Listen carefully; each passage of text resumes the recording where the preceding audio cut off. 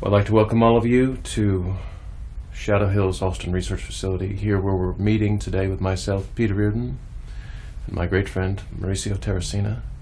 And the director of this video is my daughter, Solane Reardon.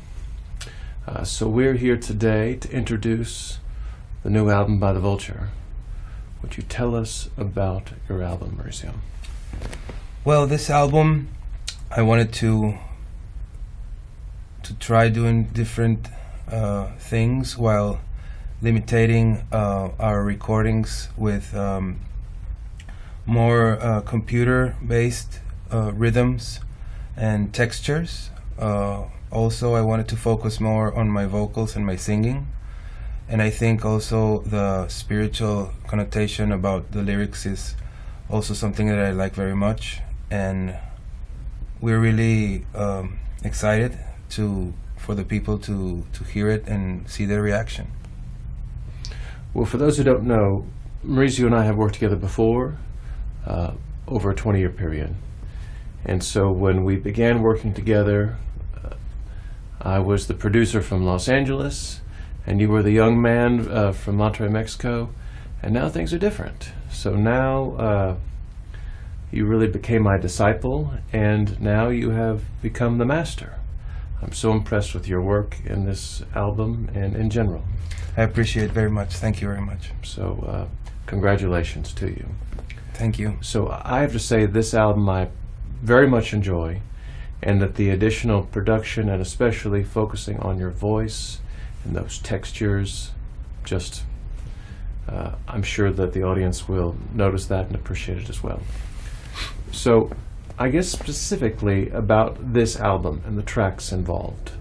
What is the name of the first track? The first track is called Lluvia Dorada, and it's like the opening of the album. And I wanted to do something different, more simple and minimalistic, with a harder sound, I think, and want to make it darker than the other albums. So this track has approximately like 3 years. I started recording it in Mexico City, and I ended mixing it in my studio in Monterrey. So I decided to make it the first single from the album, and it had really good reception from the fans. And it became number 3 in a radio station in Mexico, which I'm really proud of. It came out really good. As far as beyond the production, beyond the recording, and beyond the craft of making the song, it seems to me that this album exemplifies a journey in you personally that you're sharing with your audience, a spiritual journey. So can you tell me about those sorts of keynotes in this song? Well, I think that every album has its color and its meaning, and it's like a marker in my spiritual path. So this song talks about an ending or death or beginning or rebirth, about my personality and my approach to my the things that I like in spiritual way. So at the end, it's like an arrow breaking through myself, and it's a great way to open an album, I think. And most of the times I'm conscious of the structure of the album and how it should begin and how it should end. So I think it came out really good too. Well, I agree, and I'm sure everyone who's watching this will they'll find it for themselves. Thank you very much. So, thank you. And what is the name of our second song? The second song is called Cambio de Piel, which means changing of skin, and it's a little bit more rhythmic. I wanted to try something different structure-wise, so it's kind of a loopy kind of vibe to it. And I experimented with lots of feedbacks, which I recorded with a friend in Monterrey, Miguel from Chisetis. And I wasn't going to put it on the album, but at the end, it made sense to have it being the second song because of that, of the structure. So I think it plays a really important part in the album. Well, you're talking about the album being a structure. It's a physical object and a place that you can go to, something that when you're remembering the music, that it is like a memory palace. And all of these places have different textures, but they also bring back, I'm sure, meaning, because there's something about hearing sounds that can remind you of things that are very deep and personal. And so when you're making the sounds for the second song, what is happening on a deeper level? Well, I think, as I said, it has like a different structure. So the first part that I had was more like me trying to say that you're always right in base of what you're thinking or your personality. And I think as I feel it, I think it's a universal feeling that everyone has that that way of thinking, and it's like me saying, me appreciating and respecting each individual's way of thinking. Okay. Well, I think that's interesting. And what about our third song? Third song is the second single from the album. It's called Y No Regresar.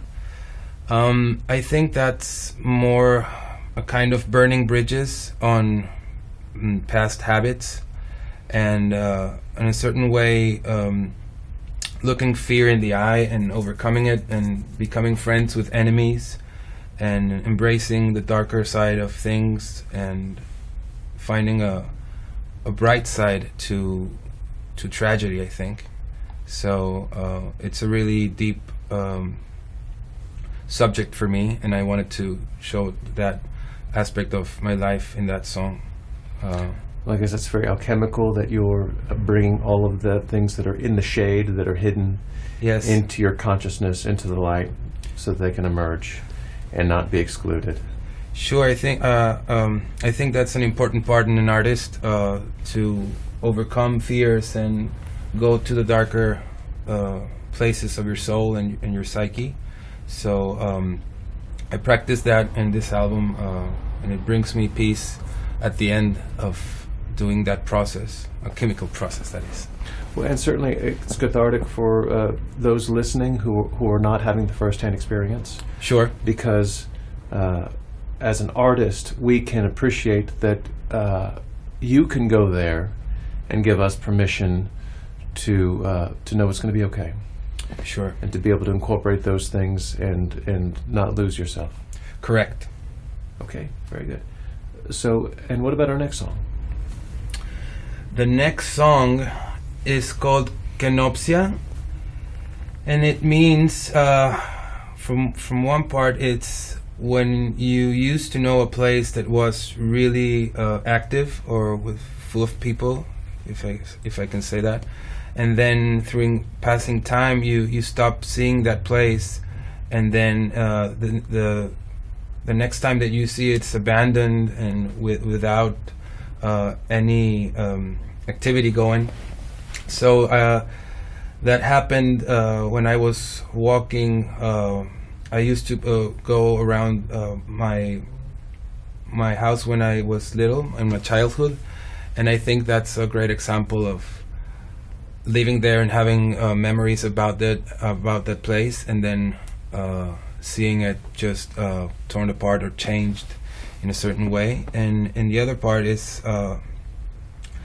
emptying one's personality or will and trying to go through the golden path of the moonlight sun, I can say. And it's also kind of intimate because I recorded all of those sounds in my house. I think my car is there, some ambient is there, the radio was playing. It's a more experimental song, and reminds me to Einstürzen Neunbauten, which we both like. Mm-hmm. And I think it plays a really good part in the album too. Well, I guess that's a consideration when you have tracks like this that are with an avant-garde structure. Sure. It could be dismissed as being some kind of interlude or something like that, but actually it is probably very important. Sure. As far as the emotional content of the album and drawing, like you said, it's the place from the past that is now come and gone, but it's never really gone. You always still have it. Yeah. Sure, it will be always in my memory, and like the reoccurring theme is ending and beginning, death and rebirth. So I think that it still goes in that way. Yeah. Okay. And what about our next song, Maurizio? The next song is Hey Mira, and that song. It's also an older one, and I wasn't going to put it in the album, but it's like a strong statement of strength and not taking no for an answer, and taking the freedom in accepting error and judgment, or even accepting insults as appreciation to my personality. So I guess it's a simple song, but at the same time it's complex from an intimate point of view.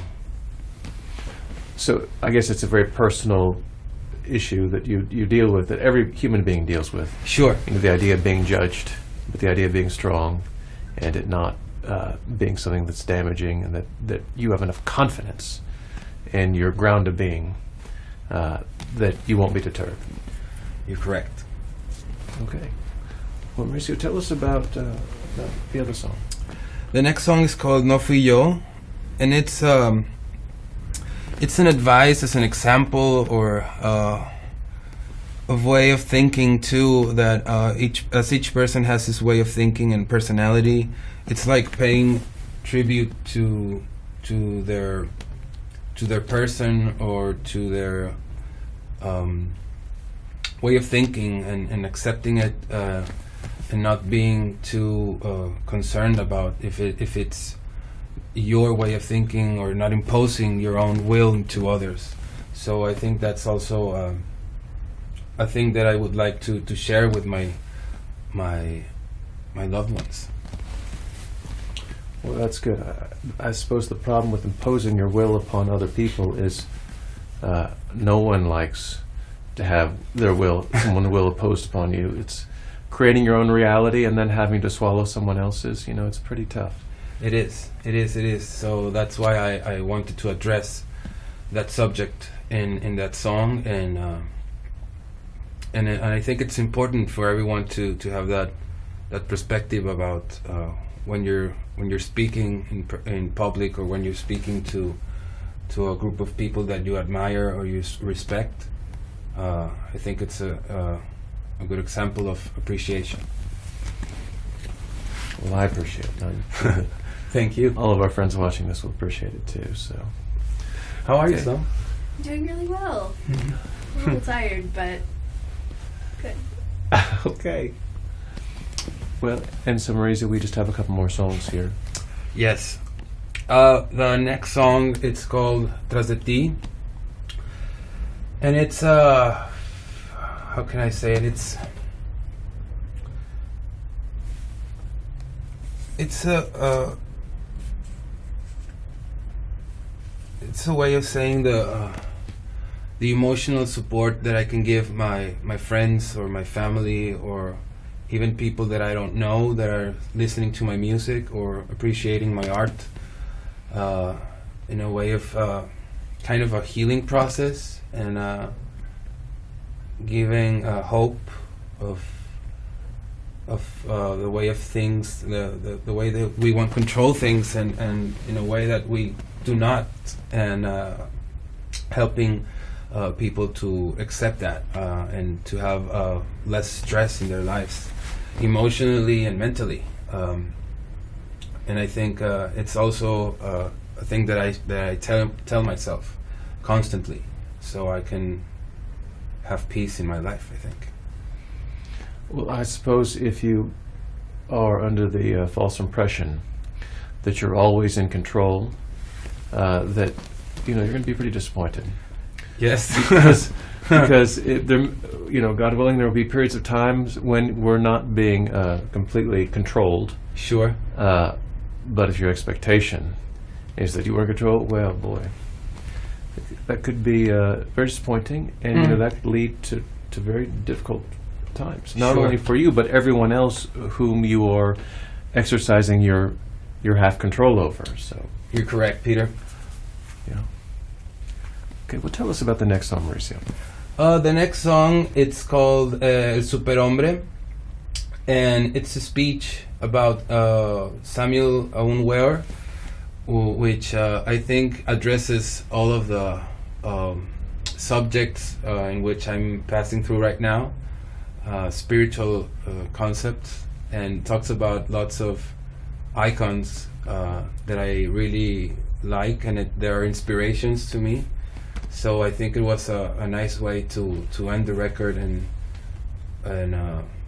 paying appreciation to all those things that really take place in my life right now.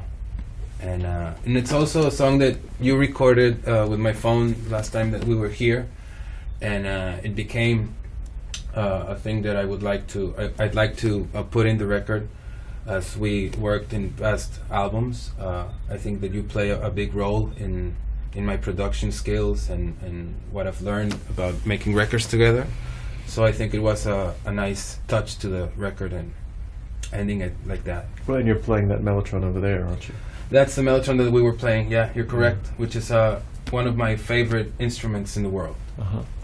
Yes. It's always nice to have interesting instruments that can be Sure. an inspiration, and the parts sort of bubble out of them, and we're just there to catch them before they let go. Yeah. Yes. Yeah, I love the mellotron, and also Chamberlain that you're working on. Yes, with my friends at Streetly, God willing, we'll all finish it together. Yes. Yes. All right, and I suppose you have one last song, and before you play it, could you tell us something about it? That song is called Tras de Ti. It's not the last one, but one coming before the Samael speeches. Mhm. So, if you don't mind, I would like to play it for you guys. Is that okay? Okay, well, please, I guess.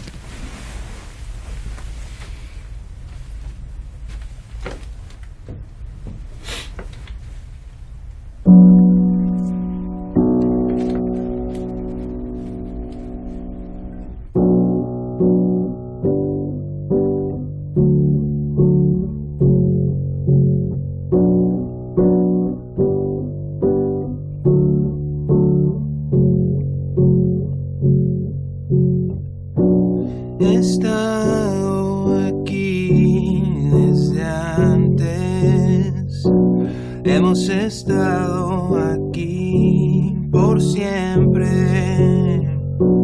levitando sin gravedad, rebotando contra la pared. He visto cómo se te da, ahora me toca recibir.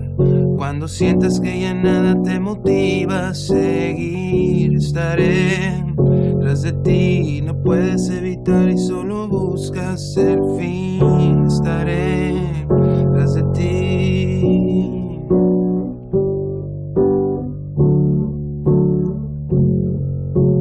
Días tratando de perder el control, no me importa si están enterados, seguiré volviendo por todo. Prendo una vela, rompo el espejo sobre tu lengua, desnudo a tus ojos. Cuando sientas que ya nada te motiva a seguir, estaré tras de ti, no puedes evitar y solo buscas el fin. Estaré tras de ti, mañana no vendrá y ya no quieres sufrir. Estaré tras de ti, las cosas que no entiendes y no he de predecir.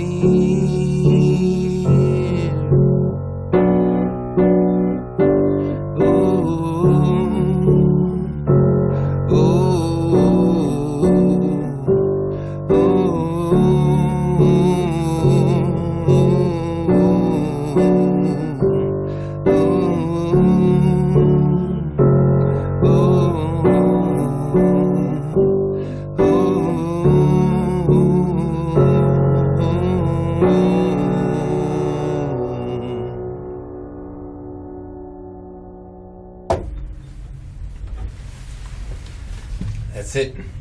Thank you very much. Thanks, Owen. So that's the album. It's called Egypto, and it's out on all digital platforms. So if you have a chance to check it out, I had a great time making it. I hope you enjoyed the same as I did, and I hope to see you soon in a live show or if we meet in every situation. Thank you very much. Thanks, Peter, also, and thanks, Sloane. She's the director of the video that you will be seeing soon, too. I don't know, anything that you want to add to this? Friend? Well, Maurizio, it's been wonderful being able to share the release of your new album. It's been very much my pleasure, and I'm very proud of you. Thank you very much.